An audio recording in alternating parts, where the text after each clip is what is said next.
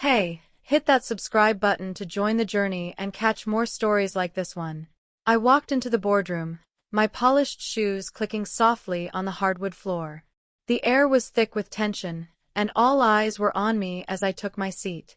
My colleague, Mark, sat across the table, his smirk barely hidden.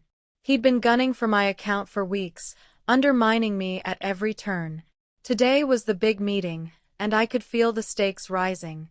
The senior manager, Ms. Carter, sat at the head, her expression unreadable. Mark leaned back in his chair, exuding confidence. I adjusted my tie, steadying my nerves for what was to come. The projector hummed, casting charts on the wall behind us. My heart raced, but I kept my face calm and composed. This was my moment to prove him wrong, and I wasn't backing down. I'd spent nights preparing, refining every detail of my pitch. Mark's words from last week echoed in my mind, fueling my resolve. "You're too slow to handle this account," he'd sneered. Today, I'd show him just how wrong he was.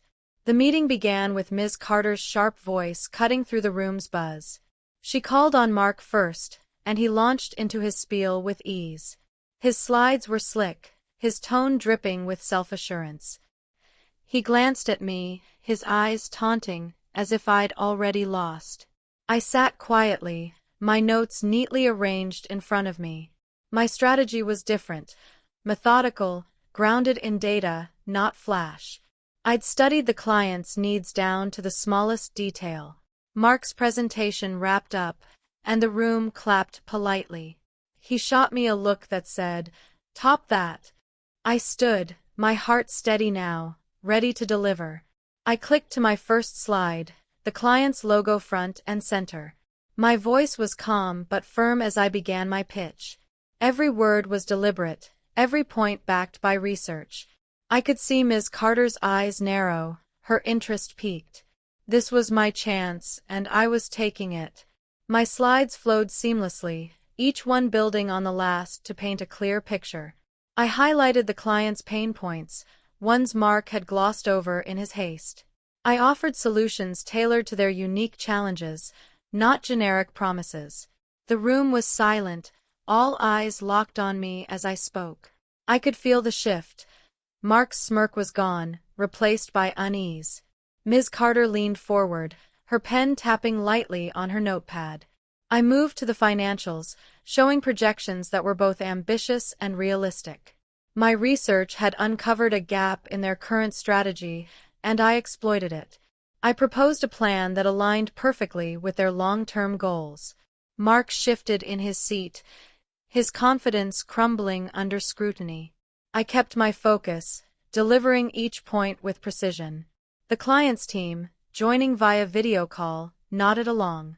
I was in control, and it felt exhilarating. This was my domain now. Halfway through, I paused to address a question from the client's CFO.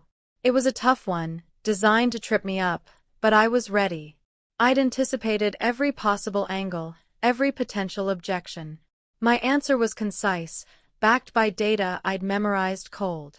The CFO nodded, satisfied, and I continued without missing a beat. Mark tried to interject, tossing in a vague comment to steal focus. I didn't flinch, redirecting the conversation back to my plan. Ms. Carter's eyes flicked to him, then back to me, unimpressed by his tactic. I moved to the next slide, outlining timelines and deliverables. Each point was a brick in the wall I was building around this deal. The client's team was engaged, asking follow-up questions I answered with ease. I could see Mark's frustration growing, his hands fidgeting. This wasn't his moment. It was mine, and I owned it. As I reached the final points, I laid out the ROI with crystal-clear metrics. The numbers were undeniable, the strategy airtight. I'd spent weeks cross-referencing data to ensure no weak spots. The client's CEO leaned forward, his interest unmistakable now. Mark's earlier bravado had vanished. He looked small in his chair. I wrapped up with a call to action, inviting the client to partner with us. My voice carried conviction, the kind that comes from knowing you've done the work. Ms. Carter's face gave nothing away, but her silence spoke volumes. The client's team whispered among themselves, their tone excited. I sat down, my pulse steady, my job done. Mark tried to salvage his position with a weak follow-up. It fell flat, his words hollow against my detailed plan. The room's energy had shifted entirely in my favor. I'd turned his taunt into my triumph. Ms. Carter stood, her presence commanding as she addressed the room. She thanked us both but turned her focus to the client's team. They asked for a moment to confer, and we stepped outside. In the hallway, Mark avoided my gaze, his earlier swagger gone. I stood tall, replaying my pitch in my mind, confident in its strength. We were called back in, and the client's CEO spoke first. They were impressed, he said, and wanted to move forward with my plan. My heart leapt, but I kept my expression neutral, professional. Miss Carter nodded at me, a rare hint of approval in her eyes. Mark's face was a mask of disbelief, his jaw tight. I'd done more than close the deal. I'd proven my worth. The client outlined next steps, and I took notes, calm and focused. This victory was mine, earned through grit and preparation. Back at my desk, the adrenaline still coursed through me, but I stayed composed. Colleagues whispered congratulations as they passed, sensing the shift. Mark's cubicle was silent, his usual bravado nowhere to be found. I reviewed the client's feedback, already planning the next phase. Ms. Carter called me into her office later that day. She didn't smile, but her words were clear. Well done. That was high praise from her, and I took it in stride. I'd not only secured the account but also my reputation. Mark's comment had lit a fire in me, and I'd used it to fuel my success. I spent the afternoon drafting follow-up emails to the client. Every detail mattered now, and I wasn't letting up. The deal was mine, but the work was just beginning. I thrived on that pressure, ready for what came next.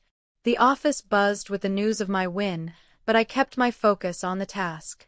Mark's desk stayed empty for the rest of the day. He'd left early. I didn't gloat. There was no need. My work had spoken louder than his words ever could. I met with my team to delegate tasks for the new account. Everyone was energized, feeding off the momentum I'd created. I laid out clear goals, ensuring we'd hit the ground running.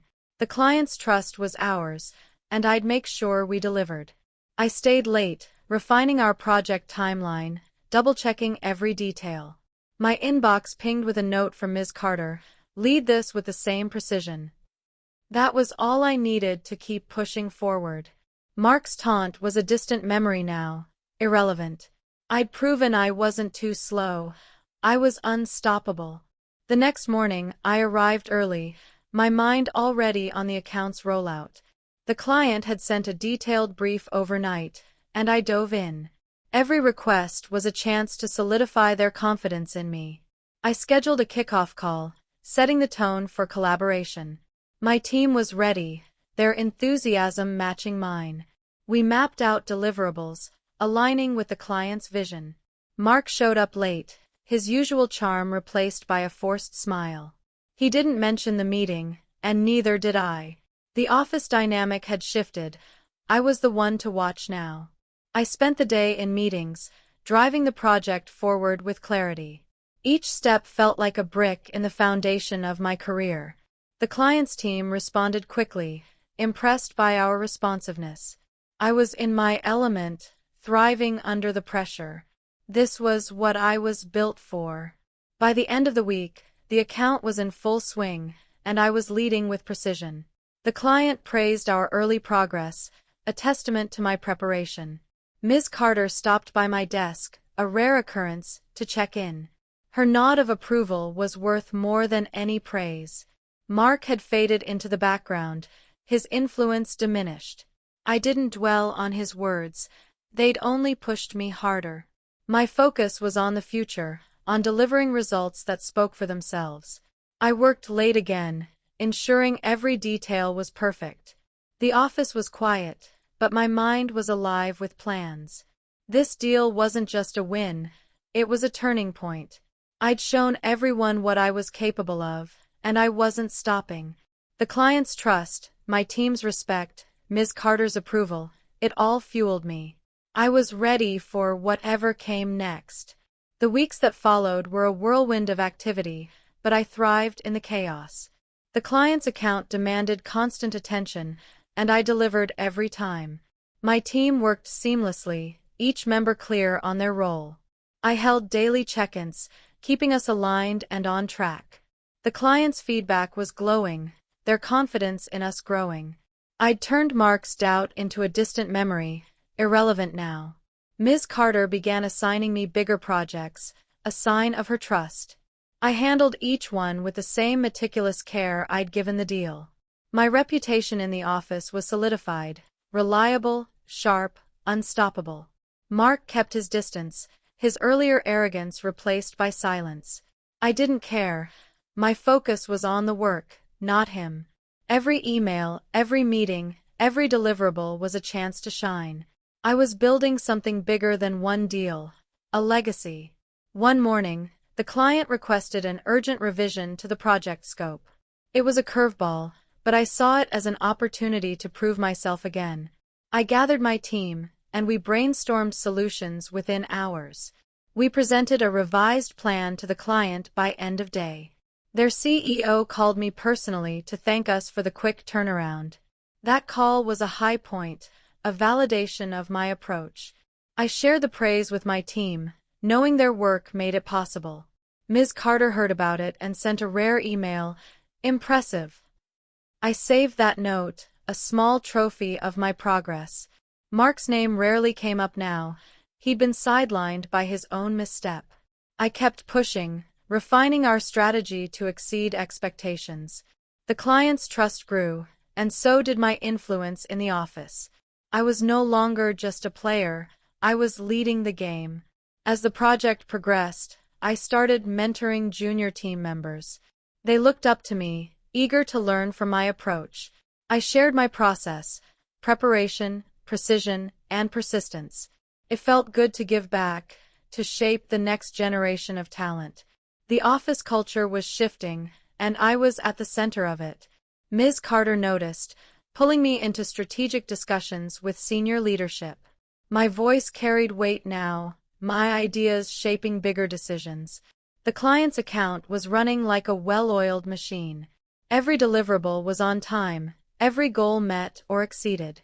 Mark tried to regain footing with a new pitch, but it lacked depth. I didn't need to compete with him. My work spoke louder. I was focused on the bigger picture, on what came next. The deal had been my launchpad, and I was soaring. One evening, as I reviewed reports, Ms. Carter stopped by my desk again. She mentioned a potential promotion, her tone matter-of-fact but significant. It wasn't guaranteed, but it was on the table. My performance had put me in the running. I nodded, keeping my excitement in check, and thanked her. Inside, I was elated. This was what I'd been working toward. The client's account had been the catalyst, but my consistency sealed it. I went home that night, replaying the journey in my mind. Mark's taunt had been the spark, but my fire burned brighter. I'd turned his doubt into my drive, his challenge into my victory. The office was different now. My presence shaped it. I wasn't just handling accounts, I was redefining what was possible. The future was mine to shape, and I was ready for it. The client's CEO invited me to their headquarters for a strategy session. It was a big deal. Only top performers got FaceTime like this. I prepared meticulously, leaving nothing to chance. The session went flawlessly, their team impressed by my insights.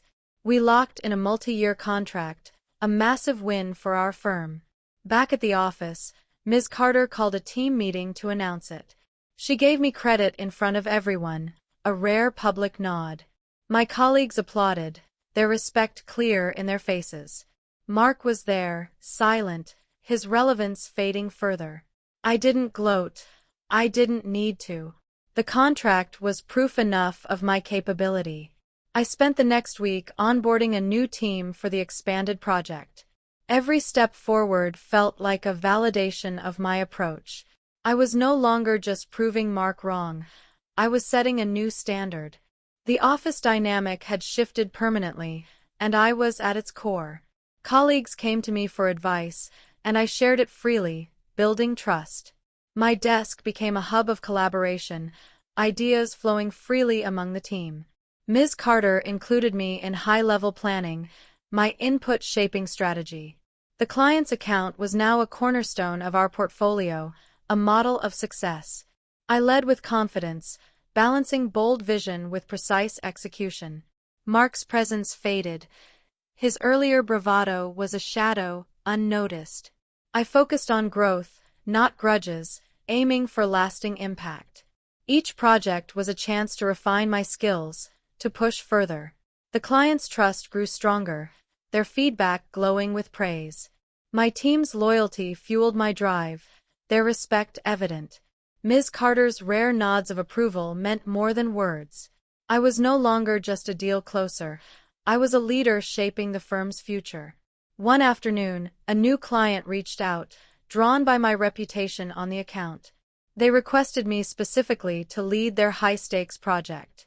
It was a moment of pride, knowing my name carried weight in the industry. I met with them, presenting a vision tailored to their ambitious goals. They signed on within days, another win for my growing portfolio. Ms. Carter called me in to discuss my expanding role in the firm. She hinted at a leadership position, her tone serious but encouraging. I nodded, already planning how I'd handle the added responsibility.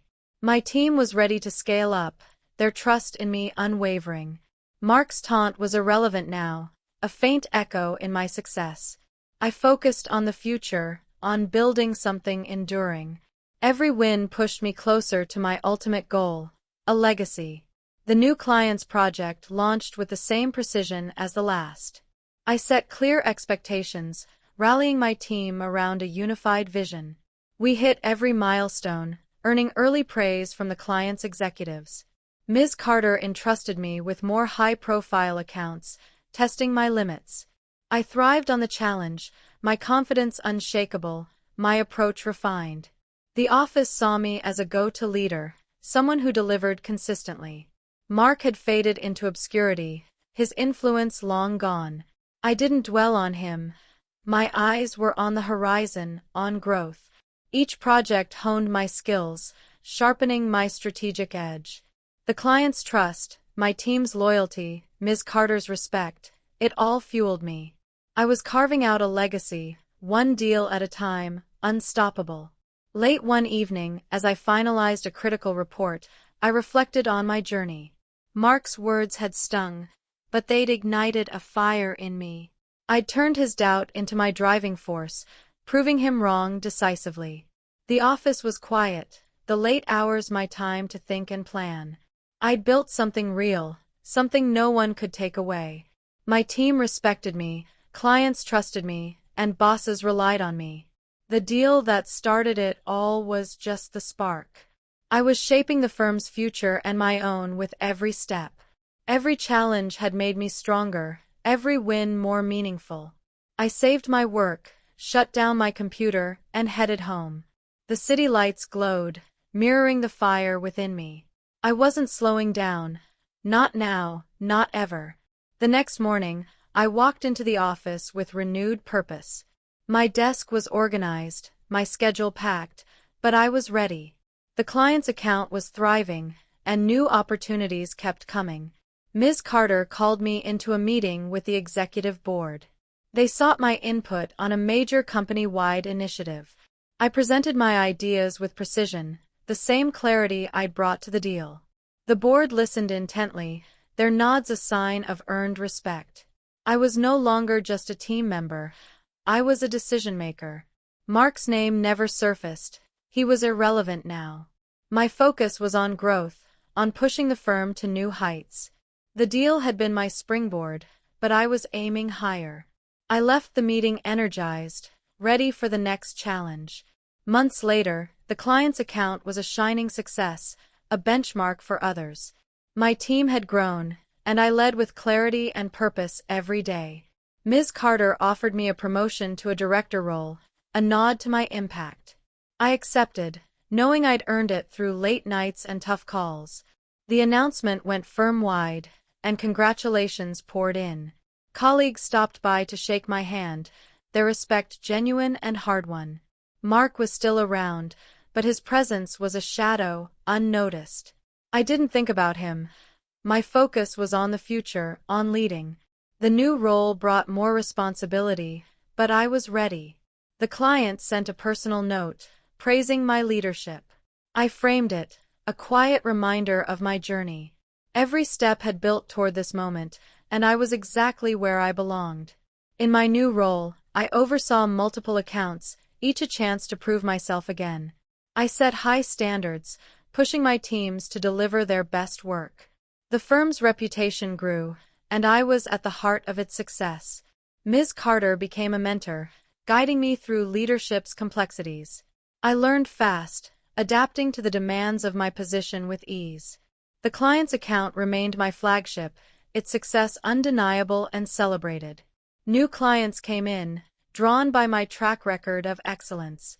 I built relationships, turning prospects into partners effortlessly. Mark's taunt was a forgotten echo, irrelevant in my rise. I focused on legacy, on leaving a lasting mark. Every decision was deliberate, every action purposeful. I was shaping the firm's future, and it felt right.